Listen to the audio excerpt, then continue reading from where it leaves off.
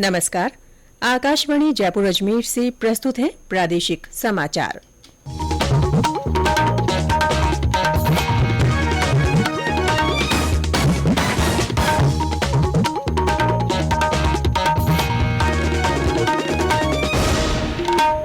मुख्य समाचार। केंद्रीय स्वास्थ्य सचिव ने इन्फ्लुएंजा और कोविड रोकथाम की तैयारियों की समीक्षा के लिए राज्य के स्वास्थ्य सचिवों के साथ की बैठक। संसद ने वर्ष 2023-2024 के केंद्रीय बजट को दी मंजूरी। प्रदेश में सड़कों के निर्माण और मरम्मत के लिए 726 करोड़ रुपए मंजूर। और राज्य में कल से नया पश्चिमी विक्षोभ सक्रिय होने के आसार, तेज हवाओं के साथ कहीं कहीं बारिश की संभावना।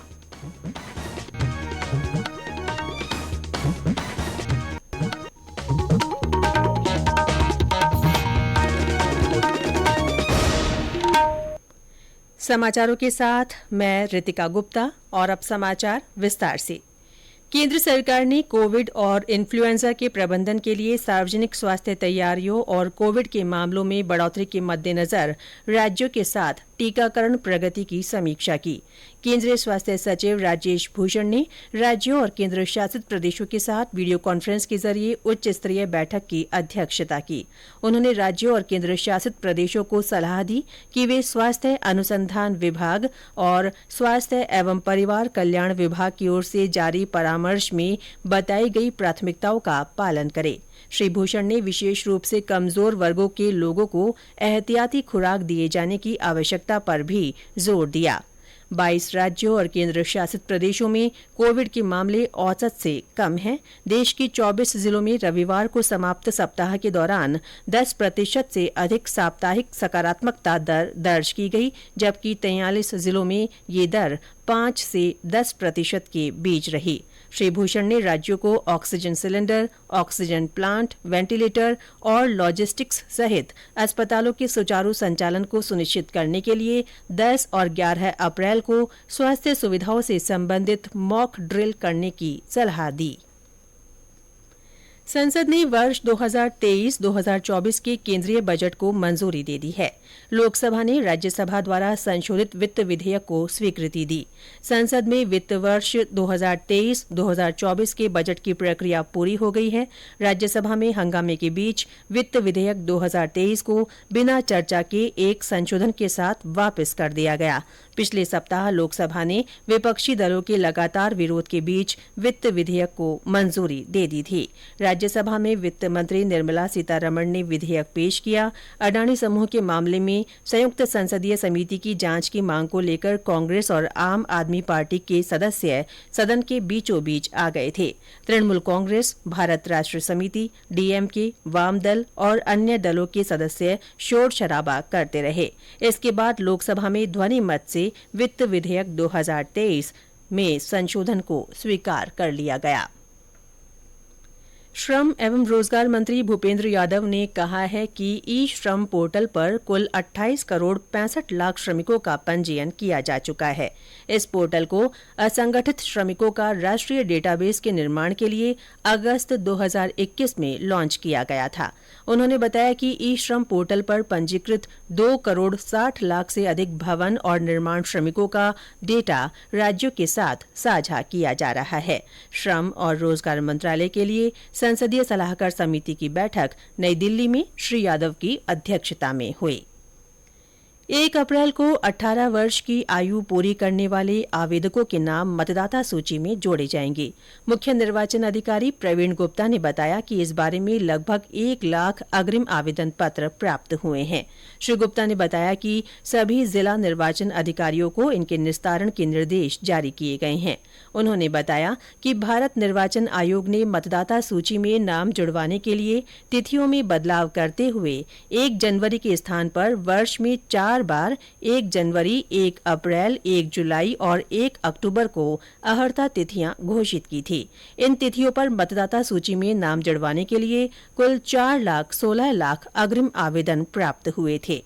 श्री गुप्ता ने बताया कि 1 अप्रैल, 1 जुलाई और 1 अक्टूबर को 18 वर्ष की आयु पूरी करने वाले मतदाताओं से प्राप्त अग्रिम आवेदन पत्रों का निस्तारण संबंधित तिमाही 20 अप्रैल, 20 जुलाई और 20 अक्टूबर तक संबंधित निर्वाचक रजिस्ट्रीकरण अधिकारी की ओर से किया जाएगा। ये समाचार आकाशवाणी जयपुर अजमेर से प्रसारित किए जा रहे हैं। प्रदेश में सड़कों के निर्माण और मरम्मत के लिए 726 करोड़ 36 लाख रुपए मंजूर किए गए हैं। मुख्यमंत्री अशोक गहलोत ने 71 विभिन्न कामों के लिए ये स्वीकृति दी है। इससे सड़कों का नेटवर्क मजबूत होगा और संबंधित क्षेत्र में आवागमन आसान हो सकेगा। ये निर्माण कार्य जयपुर, भरतपुर, सीकर, अलवर, बारां, सवाईमाधोपुर, उदयपुर, करौली, नागौर, पाली और हनुमानगढ़ सहित 16 अन्य जिलों में होंगे। मुख्यमंत्री ने 10 पुलों और आरओबी के निर्माण के लिए 243 करोड़ 40 लाख रुपए के प्रस्ताव को भी मंजूरी दी है। इससे जोधपुर, करौली, अजमेर, बांसवाड़ा, धौलपुर, जालौर, प्रतापगढ़ और उदयपुर में निर्माण कार्य किए जाएंगे। प्रदेश में डॉक्टरों की हड़ताल और कार्य बहिष्कार के कारण मरीजों की परेशानी बढ़ती जा रही है। जयपुर के एसएमएस सहित प्रदेश के दूसरे अन्य अस्पतालों में भी चिकित्सा सेवाएं प्रभावित हुई। यहां ओपीडी के साथ ही आईपीडी में भी मरीजों की संख्या सामान्य दिनों के मुकाबले कम हो गई है। इससे पहले कल राइट टू हेल्थ बिल के विरोध में जयपुर में डॉक्टर्स ने रैली निकाली। एसएमएस मेडिकल कॉलेज के बाहर से शुरू हुए पैदल मार्च में अजमेर से भी बड़ी संख्या में चिकित्सकों ने हिस्सा लिया। डॉक्टरों के समर्थन में इंडियन मेडिकल एसोसिएशन ने भी देशव्यापी बंद का आह्वान किया। इस बीच मुख्यमंत्री अशोक गहलोत ने स्वास्थ्य का अधिकार कानून को आम जन के हित में बताया। उन्होंने चिकित्सकों से जन सेवा की भावना के साथ कार्य बहिष्कार समाप्त कर काम पर लौटने की अपील की। आकाशवाणी के लोकप्रिय कार्यक्रम मन की बात की 100वीं कड़ी अगले महीने प्रसारित होगी। इस अवसर पर आकाशवाणी इस विशेष कार्यक्रम से प्रधानमंत्री नरेंद्र मोदी के कुछ चुनिंदा ऐसे संबोधनों को प्रस्तुत कर रहा है जिन्होंने देश को नई राह दिखाई। आज की कड़ी का विषय है प्रधानमंत्री का भ्रष्टाचार पर प्रहार। केंद्र की सत्ता संभालते वक्त देश की जनता से प्रधानमंत्री ने भ्रष्टाचारियों पर लगाम लगाने का वादा किया था। तब प्रधानमंत्री ने कहा था कि न खाऊंगा और न खाने दूंगा। उन्होंने सरकारी तंत्र से हर स्तर पर भ्रष्टाचार के खात्मे का संकल्प लिया था। अपने इसी संकल्प को उन्होंने 27 नवंबर 2016 को मन की बात में कुछ यूं दोहराया। अभी भी कुछ लोगों को लगता है कि ये भ्रष्टाचार के पैसे, ये काले धन, ये बेहिसाबी पैसे, ये बेनामी पैसे, कोई न कोई रास्ता खोज करके व्यवस्था में फिर से ला दूं। वो अपने पैसे बचाने के फिराक में गैर कानूनी रास्ते ढूंढ रहे हैं। दुख की बात यह है कि इसमें भी उन्होंने गरीबों का उपयोग करने का रास्ता चुनने का पसंद किया है। गरीबों को भ्रमित कर, लालच या प्रलोभन की बातें करके, उनके खातों में पैसे डाल करके या उनसे कोई काम करवा करके पैसे बचाने की कुछ लोग कोशिश कर रहे हैं। मैं ऐसे लोगों से आज कहना चाहता हूं, सुधरना न सुधरना आपकी मर्जी, कानून का पालन करना न करना आपकी मर्जी, वो कानून देखेगा क्या करना, लेकिन मेहरबानी करके आप गरीबों की जिंदगी के साथ मत खेलिए। भ्रष्टाचार निरोधक ब्यूरो की टीम ने चूरू में क्षेत्रीय भविष्य निधि कार्यालय के सामाजिक सुरक्षा सहायक को रिश्वत के मामले में गिरफ्तार किया। उसे परिवादी से 6,000 रुपए की रिश्वत लेते हुए पकड़ा गया। एसीबी के अतिरिक्त महानिदेशक ने बताया कि परिवादी ने शिकायत की थी कि उसके दिवंगत पिता की पेंशन, पीएफ और ईडीएलआई की राशि का भुगतान जल्द कराने की एवज में कार्यालय क्षेत्रीय भविष्य निधि आयुक्त का सामाजिक सुरक्षा सहायक रिश्वत की मांग कर रहा है। प्रदेश में कल से एक नया पश्चिमी विक्षोभ सक्रिय होने के आसार हैं, जिससे बीकानेर और जैसलमेर जिलों सहित कुछ स्थानों पर मौसम में बदलाव देखने को मिल सकता है।